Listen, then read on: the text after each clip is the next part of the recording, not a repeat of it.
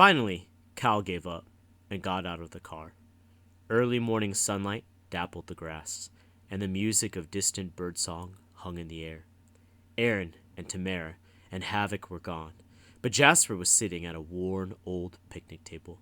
Sparks flew from his fingers as he set fire to a pine cone and then watched it turn to embers. "You're supposed to be asleep," Jasper said. "I know," Cal told him, "but I wanted to talk to you about something while the others aren't here."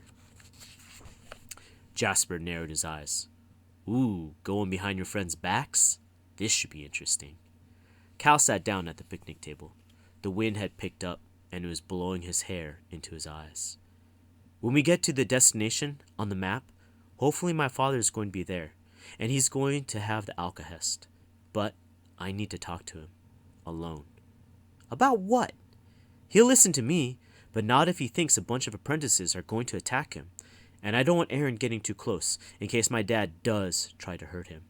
I need you and Tamara and Aaron to keep back, at least until I finish my conversation." "Why are you telling me this?" Jasper looked suspicious, but not unconvinced. Cal couldn't tell him the truth, that it was easier to lie to Jasper than to his friends. "Because you care about protecting Aaron a lot more than you care about protecting me." "True," said Jasper. "He's the Makar. You're just—" and he looked curiously at Cal. "I don't know what you are." "Yeah, well," Cal said, "that makes two of us." Before Jasper could say anything, Tamara and Aaron appeared from between the trees, Havoc bounding around excitedly beside them. Cal slid off the bench. "What's he so happy about?" "He ate a squirrel," Tamara sounded disapprovingly. As Cal headed toward the car, he bent down to pet Havoc's head and whispered, "Good dog.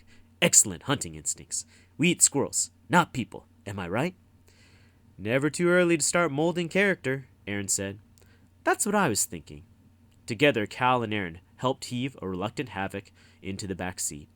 Jasper and Tamara clambered in after him, and Aaron took the passenger seat. The moment they all sat down, the doors of the car slammed shut in unison. "What's going on?" Tamara demanded. She scrambled at her door, but it wouldn't open. None of their doors would budge. "Start the car, Aaron!"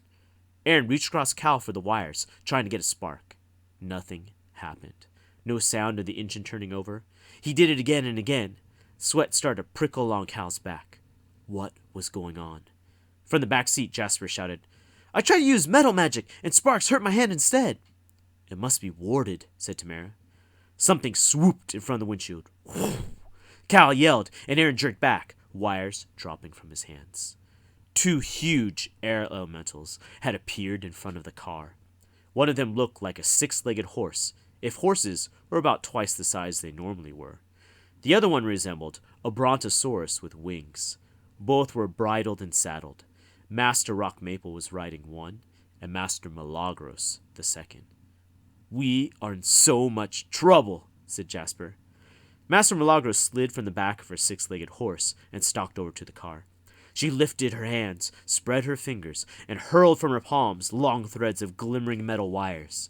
They wrapped around the front of the car, and within seconds, it was tightly secured. As she performed her metal magic, Milagros looked through the windshield at the kids. She shook her head disapprovingly, but Callum thought she looked a little bit as if she found the whole thing funny. She whirled around without a word to them and marched back to the elementals. She tossed a rope of metal to Rock Maple and climbed back onto her own elemental, securing her rope to the pommel of the saddle. "Oh my God," said Tamara. "We've got to get out of here." She threw herself against her door, but the car was already rising into the air like a basket below a balloon. Everyone in the car shrieked, "Ah!" as maps, empty soda cans, and candy bar wrappers flew off the dashboard and out of the cup holders and rattled around inside the car. "What are they doing?" Cal yelled over the sound of the wind. "Taking us back to the Magisterium. What do you think?" Jasper yelled. "They're going to fly us to Virginia? Won't someone normal, notice?" "They're probably using air magic to block us from view," Tamara said. Then she yelped as the car swung out over the forest below. All Cal could see beneath them were miles of green trees. "In movies, people pretend to be sick to get their jailers to let them out," Aaron told him. "Maybe one of us could try throwing up. Or, frothing from the mouth." "Like we're rabid?" Cal asked. "We don't have time to argue," Tamara said, reaching into her satchel, clearly panicked and coming out with a little bottle of clear liquid. I have hand soap. Quick, Jasper, drink it. You'll definitely froth. I'm not drinking that, Jasper said. I am a De Winter. I do not froth.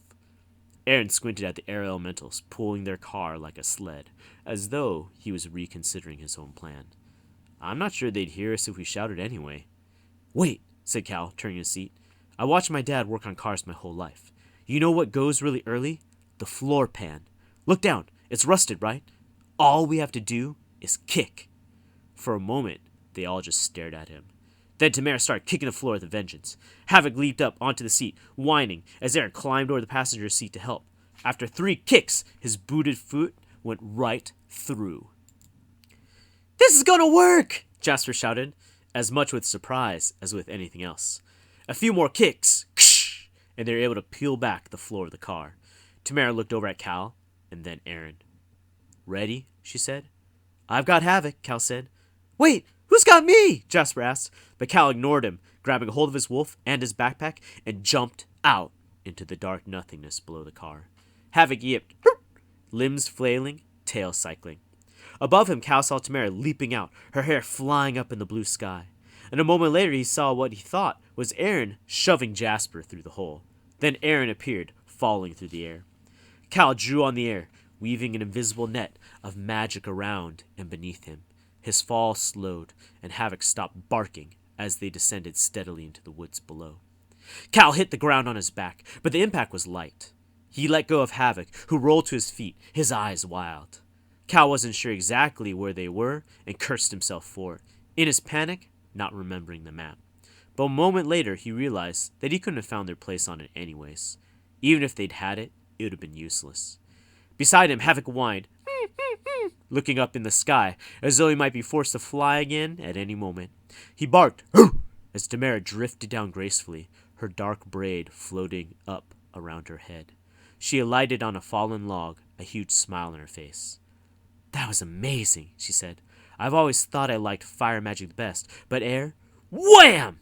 Jasper slammed down into a pile of pine needles. A moment later, Aaron touched down beside him, his arms crossed, looking fierce. You let me fall, Jasper moaned.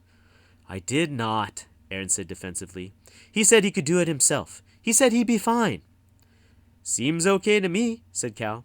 Tamara shot him a quelling look and ran over to Jasper, who pushed himself half upright. Oh, Jasper muttered and then collapsed again.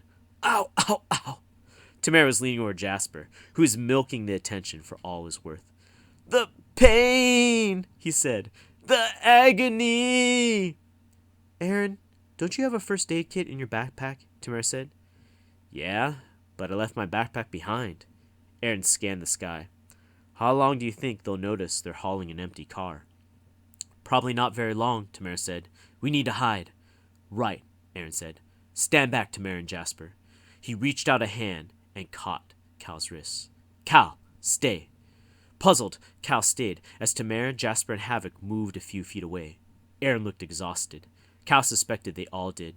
The after effects of the air magic were beginning to catch up with him, flattening out the adrenaline that had been keeping him going. No 20-minute nap was going to help. He felt as though he might fall over. Aaron took a deep breath and then raised the hand that wasn't holding Cal's wrist. His fingers shone with a black glow. The darkness spilled down like acid, spreading across the ground, dissolving it. Cal could feel the pull and tug inside him. That meant Aaron was drawing on him to work chaos. Aaron's eyes were closed, fingers digging into Cal's skin. Aaron?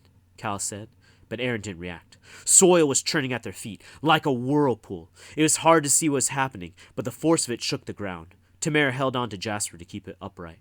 Aaron!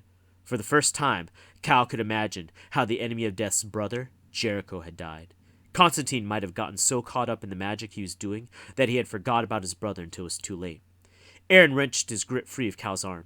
He was breathing hard. The dust of disturbed earth had begun to settle, and Cal and the others could see that Aaron had torn a chunk of the ground free, hollowing out a sort of hole, hidden from sight by an overhang of grassy rock.